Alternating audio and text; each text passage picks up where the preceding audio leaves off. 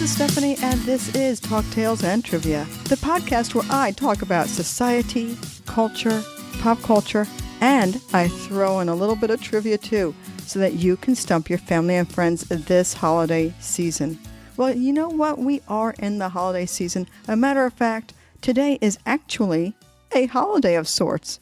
That's right. But before we get into the episode, if you are a new listener here at Talk Tales and Trivia, I want to welcome you and thank you for tuning in. I hope you enjoyed this episode.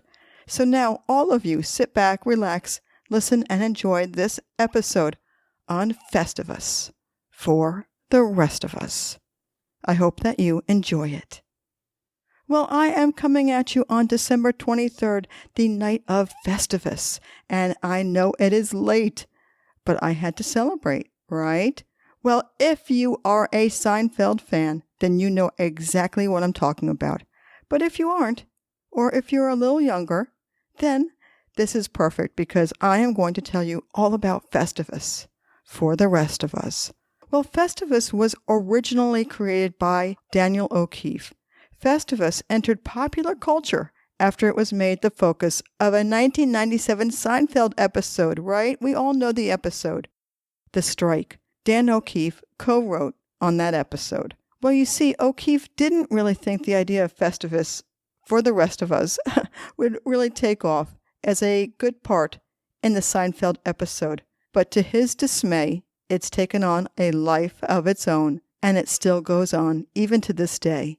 If you hate all the holiday cheer this year or any year, but was a huge fan of the 1990s show Seinfeld, then Festivus is already the perfect holiday for you. It is truly a day celebrated by Seinfeld fans all over the world, every December 23rd.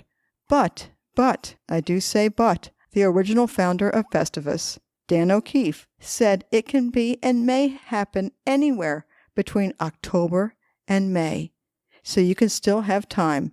The Festivus activities became popular on the Seinfeld show, and that is where it began. But it will never be forgotten. It has so much symbolism to it, even to this day. And the anti-consumerism, no shopping or gleeful spending of money on others, or any kind of holiday cheer, is what it's all about. If that sounds great, then this could be your holiday. It is for you. And it doesn't take much to get into the Festivus mood. Now, why is it called Festivus for the rest of us? Well, on the Seinfeld episode, it seems that Frank, George Costanza's father, had an extremely bad experience at Christmas shopping.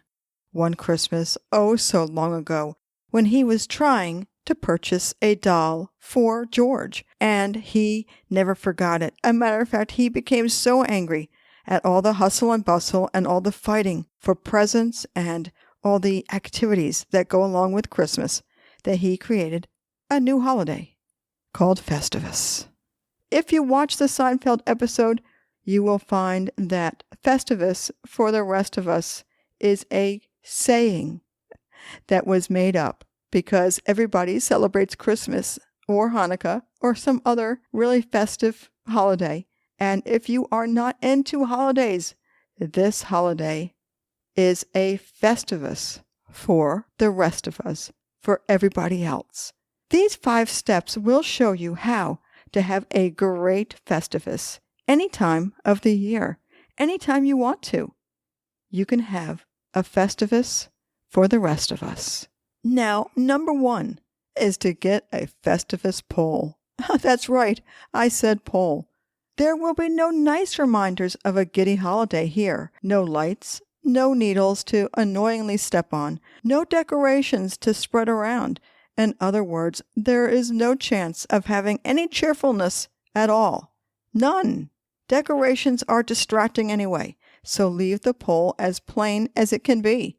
In other words, don't mess with perfection, please. Number 2, prepare a Festivus dinner. How wonderful it is to have all the loved ones around, or your supposed loved ones, family and friends. The meal, the dinner, should make you mad and unexcited. A matter of fact, you may not even want to eat the meal. You see, meatloaf is the meal if you want to stay true to the Seinfeld episode. But for me, it should rest on top of a bed of lettuce to celebrate Festivus in the appropriate fashion as they did on Seinfeld. But it can be any mundane meal such as chicken pot pie or a tuna casserole. So what's number 3? Well, number 3 in the festivities are airing your grievances, and we have plenty of those this year. You know we do. At the beginning of the Festivus dinner, you will now have the golden opportunity to have all your guests listen to the many times they've disappointed you within the past year. And boy, what a year it's been. It's a really healthy ritual. This is a very satisfying experience. Or it should be. Griping and complaining is therapeutic. And keep telling them that. Get it all out while they're still at the holiday Festivus. Well, after that, you join in the feats of strength. Well, Festivus actually was a real-life memory for Dan O'Keefe, but without this step, you see, he never had the feats of strength. This was added to the episode, but you can choose to do it or not. Whatever you want. If you choose to take on this added step, as the host, you'll want to test your strength and wrestle one of your guests. After all, your guest has been through a lot by this point and might feel like getting a little frustration out. And I believe that's true. The Seinfeld Festivus event that you will hold and that they held in Seinfeld is not considered over until the host is pinned to the floor.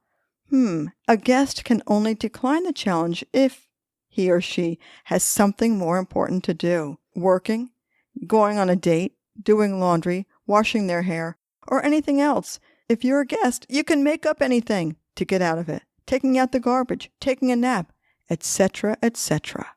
What is number 5 on our Festivus for the rest of us? Calling all slightly non-routine events Festivus miracles is what is the next step in our Festivus event. All these things here that I have are excellent examples that perhaps you can use in your Festivus events. Be sure to exclaim loudly and proudly when you realize it is a Festivus miracle. Pretty much everything can be a Festivus miracle if you want it to be.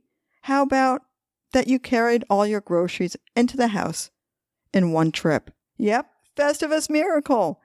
You bought a soda at your favorite fast food joint and got the right change back. Yep, Festivus miracle. You walked Frank, or your dog, whatever his name is, and he pooped within 10 minutes and it didn't smell. Festivus miracle. You avoided running into your friend that you haven't really wanted to talk to in a very long time. But not to worry. It's a Festivus miracle because you know there's plenty of time to mend this obviously messed up friendship. You see, anything can be a Festivus miracle. Listen, if you have grievances and if you want to get them out, this is the perfect way.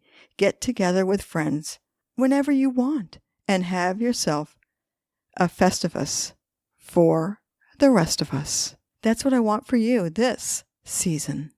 Hey, listen, if you've enjoyed this episode on Festivus for the rest of us, that's great and I love it. Email me, talktalesandtrivia@gmail.com. It's me. And you can go to talktalesandtrivia.com. All of my episodes, my social media links are there. And guess what?